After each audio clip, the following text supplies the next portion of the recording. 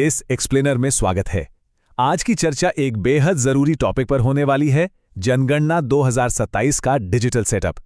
Enumerator के काम को तेजी से और बिना किसी झंझट के पूरा करने के लिए लैपटॉप पर डिजिटल सिस्टम का इस्तेमाल समझना बिल्कुल क्रूशल है। तो आइए इस पूरी प्रक्रिया को डिटेल में समझते हैं और देखते हैं कि टेक्नोलॉजी आखिर इस मैसिव नेशनल प्रोजेक्ट को कैसे आसान बना रही है। सबसे पहले एक टेक्निकल वर्ड सामने आता है, एम्यूलेटर। असल में ये है क्या?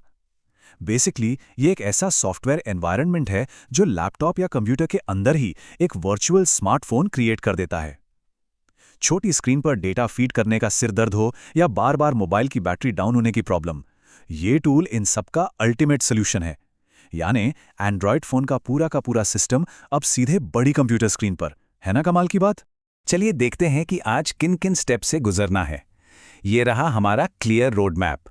पहला, एम्यूलेटर और ऐप सेटअप। दूसरा, सिक्योर पोर्टल लॉगिन प्रोसेस। तीसरा, मॉक जीपीएस का क्या रोल है। चौथा, डेटा एंट्री के 2 अलग-अलग मेथड्स। और आखिर में ऑफलाइन सेव और सर्वर सिंक। बस इन्हीं स्टेप्स को फॉलो करना है। तो शुरुआत करते हैं पहले सेक्शन से, एम्यूलेटर और ऐप सेटअप। इस वर्चुअल एनवायरनमेंट को रेडी करना ना सच में सरप्राइजिंगली इजी है। स्टेप 1, कंप्यूटर पर ब्लूस्टैक्स या एलडी प्लेयर डाउनलोड करके इंस्टॉल करना है। स्टेप 2, एम्यूलेटर के अंदर गूगल प्ले स्टोर खोलकर किसी भी नॉर्मल जीमेल आईडी से लॉगिन करना है। और स्टेप 3, प्ले स्टोर पर जाना है, सेंसस 2027 हाउस लिस्ट या फिर जनगणना ऐप सर्च करके उसे इस वर्चुअल फोन में इंस्टॉल कर लेना है। That's it, setup ready. अब आगे बढ़ते हैं दूसरे सेक्शन की तरफ, secure portal login process. Data security बहुत ज़्यादा इंपॉर्टेंट है, इसलिए कुछ मैंडेटरी स्टेप्स लेना ज़रूरी है। सबसे पहले सुपरवाइजर द्वारा दी गई यूज़र आईडी और डिफ़ॉल्ट पासवर्ड का यूज़ करके सीएमएमएस पोर्टल पर लॉगिन करना है। लॉगिन करते ही सिस्टम एक नया और स्ट्रॉन्ग पासवर्ड बनाने का प्रॉम्प्ट देगा। इसके बाद एम्यूलेटर के अंदर जनगणना ऐप को खोलकर इस नए पासवर्ड से वापस लॉगिन करना है। और सबसे critical check point, OTP verification, जो डायरेक्टली रजिस्टर्ड मोबाइल नंबर पर आएगा। इसके बिना हम आगे नहीं बढ़ सकते। अब आता है तीसरा और बड़ा ही इंटरेस्टिंग सेक्शन, मॉक जीपीएस का महत्व। काम के दौरान एक बहुत कॉमन टेक्निकल हर्डल सामने आती है, वो है लोकेशन एरर। अब सवाल यह है कि इसे ठीक कैसे करें। दरअसल चूंकि लैपटॉप उस गांव या वार्ड में फिजिकली मौजूद नहीं है जहां की जनगणना करनी है, तो ऐप नेचुरली एक एरर शो करता है। आगे का काम करने के लिए इस रुकावट को दूर करना बिल्कुल जरूरी है। लेकिन घबराने की जरूरत नहीं है, इसका एक बहुत ही स्मार्ट वर्क अराउंड मौजूद है। इस एरर को बाईपास करने के लिए एम्यूलेटर के राइट टूल बार में जो लोकेशन या जीपीएस आइकन होता है उस पर क्लिक करना है। उसके बाद जो मैप खुलेगा वहां अलॉटेड हाउस लिस्टिंग ब्लॉक या वार्ड को सर्च करना है और फाइनल स्टेप, सेट लोकेशन या मॉक लोकेशन पर क्लिक कर देना है।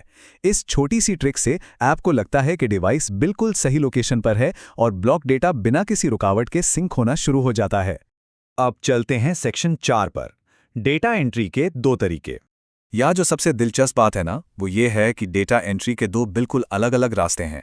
जैसे ही मकान लिस्ट लोड होती है, असली काम शुरू होता है। एक है तरीका ए, यानी सेल्फ इन्यूमरेशन।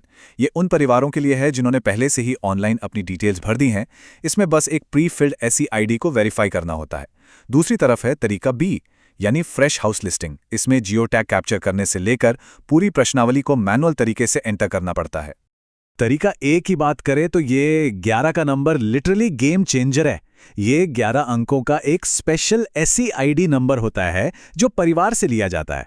जैसे ही इस आईडी को एम्यूलेटर ऐप में एंटर किया, बूम, उस परिवार का पूरा प्रीफिल्ड डेटा तुरंत स्क्रीन पर आ जाता है। और इसका रिजल्ट क्या होता है? मेहनत और समय में पूरे 90% तक की भारी बचत। लिटरली जब पूरा डेटा स्क्रीन पर पहले से ही भरा हुआ दिखे तो बस इंफॉर्मेशन क्रॉस चेक करनी है और कंफर्म एंड सबमिट प्रेस कर देना है। ये काम के बोझ को काफी हद तक कम कर देता है।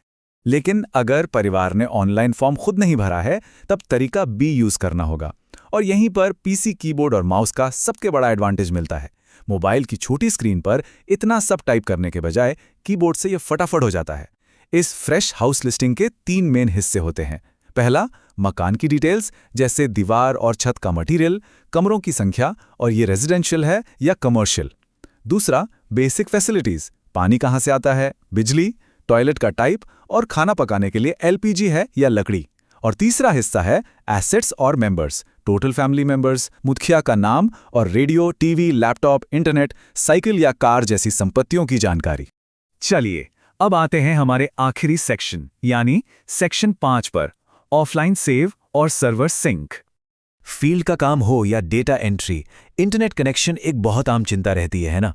लेकिन इस सिस्टम में एक जबरदस्त टेक्निकल सहूलियत दी गई है, ऑफलाइन ड्राफ्ट कैपेबिलिटी।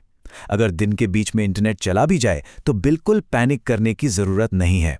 जो भी डेटा एंटर किया गया है वो एम्यूलेटर की लोकल मेमोरी में ऑफलाइन सेव होता रहता है, यानी मेहनत बिल्कुल सेफ है।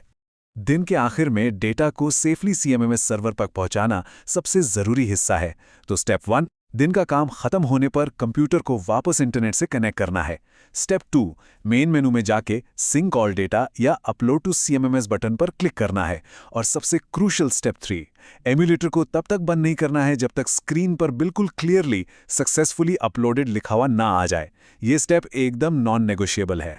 मोबाइल सिस्टम को पीसी के लिए ऑप्टिमाइज करके जिस लेवल की स्पीड और एफिशिएंसी अचीव की जा सकती है वो वाकई असाधारण है। तो आखिर में ये सब एक बहुत ही बड़े सवाल के साथ हमें छोड़ जाता है, ये डिजिटल टूल्स और एमुलेटर्स जैसे टेक वर्कअराउंड्स आने वाले कल में नेशनल स्केल पर डेटा कलेक्शन के पूरे तरीके को किस तरह फंडामेंटल लेवल पर बदल कर रख देने वाले हैं।